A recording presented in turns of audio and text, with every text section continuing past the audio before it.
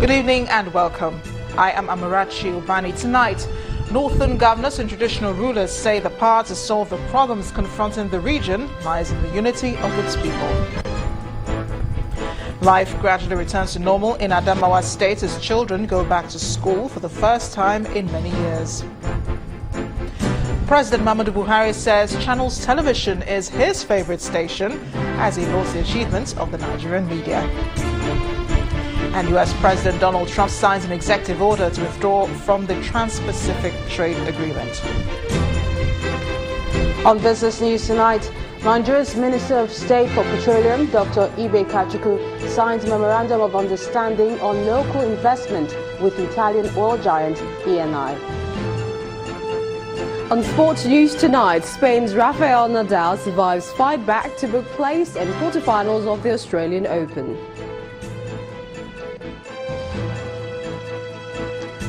And from Abuja, I'm Ivy Clem. Former House Speaker Gali Umar Naaba charges politicians to embrace dialogue as panacea for curbing political violence in the country.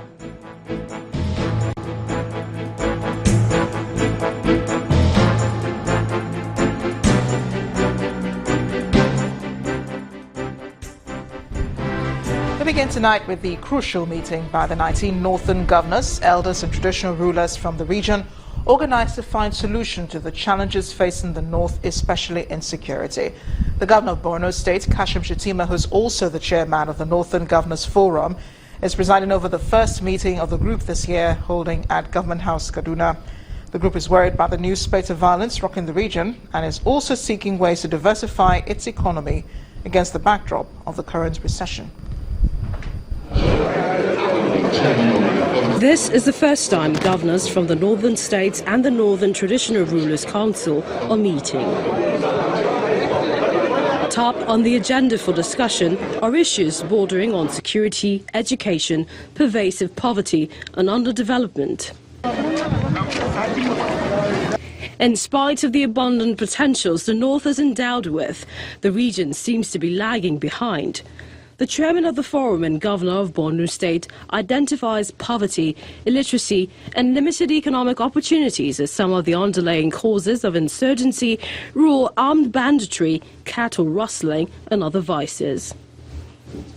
Our core challenges in the North today revolve around intolerance, absence of peaceful coexistence, pervasive poverty, endemic illiteracy and lack of unity. As leaders of government, traditional rulers and community as well as religious leaders, we must unite to tackle the challenges that stare us in the face. The host governor, Nasir El-Rufai of Kaduna State, raises concern over the security challenges in the southern part of the state, seeking collaboration and support from his colleagues. All political, traditional and religious leaders must rise at this time in condemning the incessant killings and destruction of lives and properties in our region. The security situation has become ever more worrisome as people who have coexisted peacefully for centuries have now allowed some unscrupulous elements to instigate them to take arms against one another. The Sultan of Sokoto and chairman of the Traditional Rulers Council is also worried with the rate of violence in southern Kaduna and other parts of the region.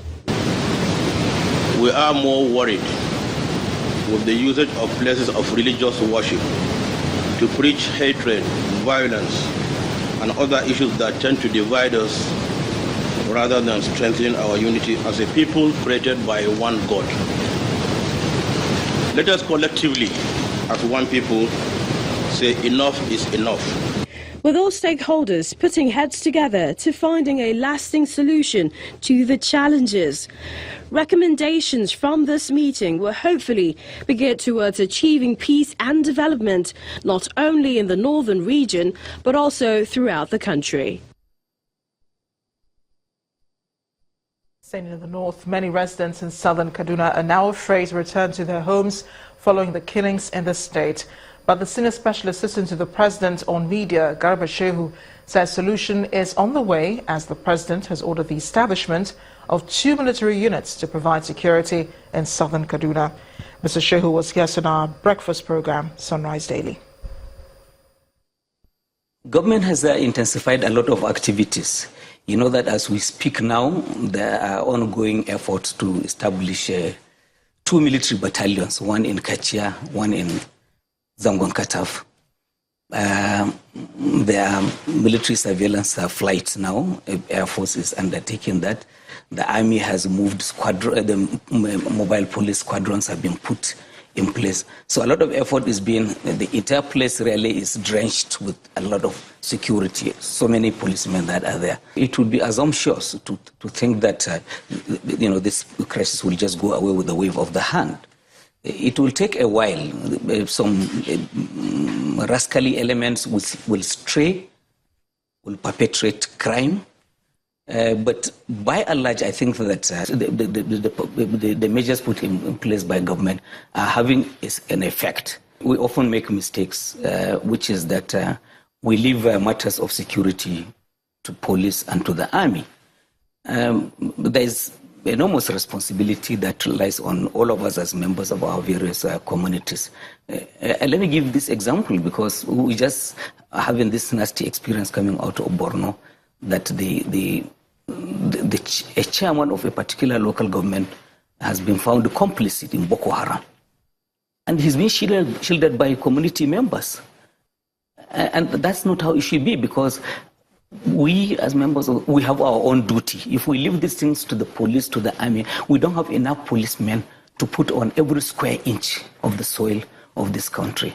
Yes, I believe that there is more to do. There is more that needs to be done.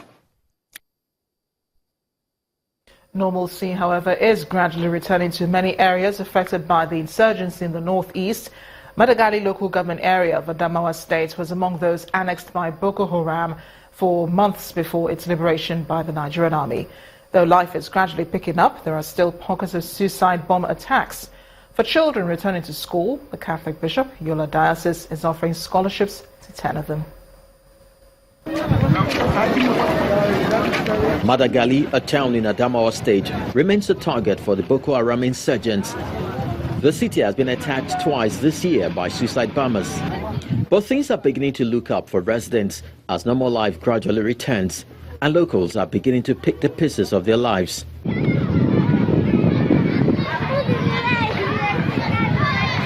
Schools in Gulak, Madagali local government area have resumed, and the children are excited to be back to school after the insurgency.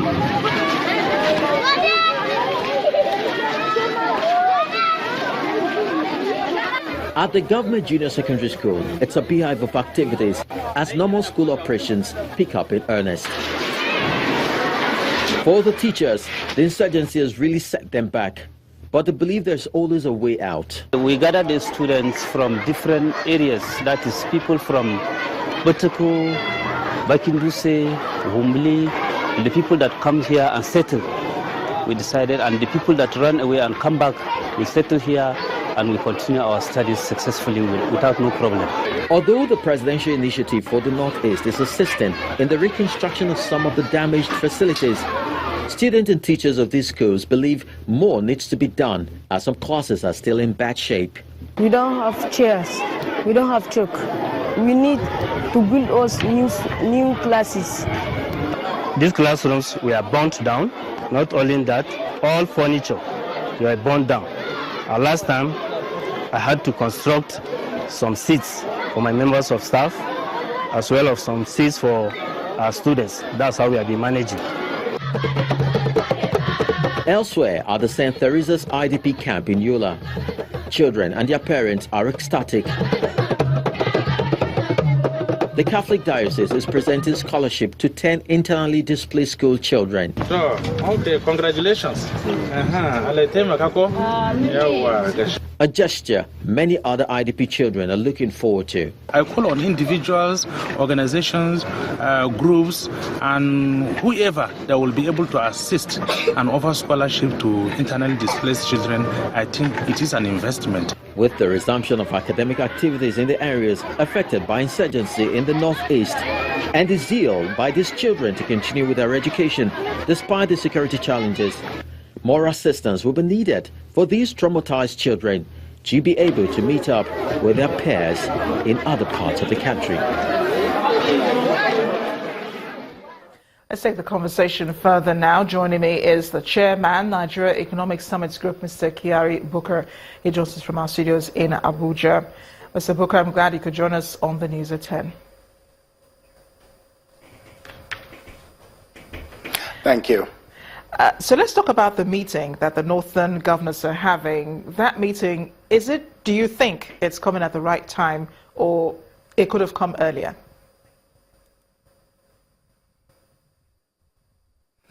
We have a saying that it's better to have if you have to plant a tree, you should have done this 10 years ago. The second best time is now. So I think it's an opportune moment. The Northern governors do have periodic meetings, and I would believe that on their agenda they would consider all aspects of the socio-economic lives of the northern states into consideration. But it is pertinent that they discuss about the security situation in the north, as well as the economic issues that the north and indeed the nation is facing today. If we're talking about the economic problems for the Northeast, what would you suggest should be the main areas that will help build some level of confidence in northern Nigeria, considering what it has gone through in the past few months and years? There are some low-hanging fruits, if you can pardon the pun. Agriculture is something that is very close and dear to the hearts of at least 70, if not maybe higher percentage of the people living in the northern parts of the country. And there are arable land, and it doesn't take a lot to have small clusters of farmers. The only things that they need are things that are basic tools or ingredients of proper modern farming. You don't need tractors. However, if they come in as a group, then the group can afford to lease tractors and so on and so forth. These are the type of assistance that the state governments, along with some of the developmental agencies, including the central bank for that matter, can render a service. And because economic situations are directly linked to the security situations we're facing. However, the economic situations require some concerted efforts, and when it comes to implementation, you need the right kinds of people to be guiding and pushing and implementing those.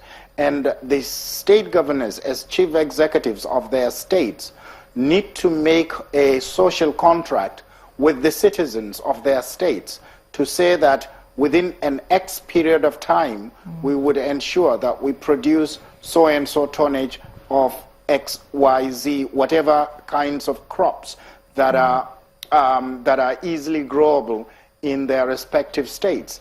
I haven't seen that in the length and breadth of the north. I've seen it in a few states like Bagudu in Kebbi, and I know that Nasarawa has done a number of things in sesame production.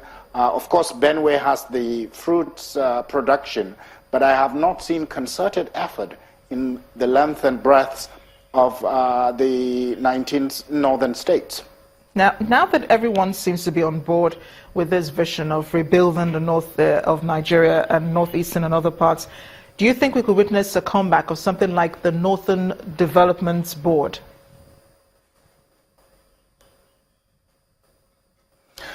If we do not see something like the NNDC, we may see something of that sort.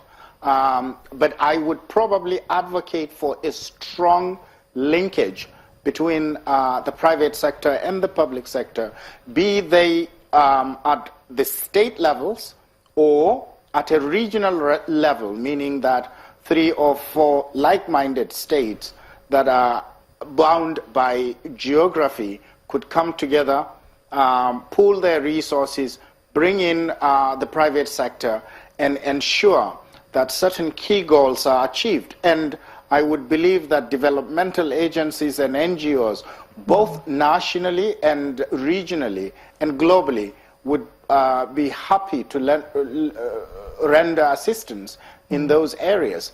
Have in mind that in some cases, some farmers need basic supply of constant supply of water to move from a single season farming to 2 or 3 farming in a year. And if those sorts of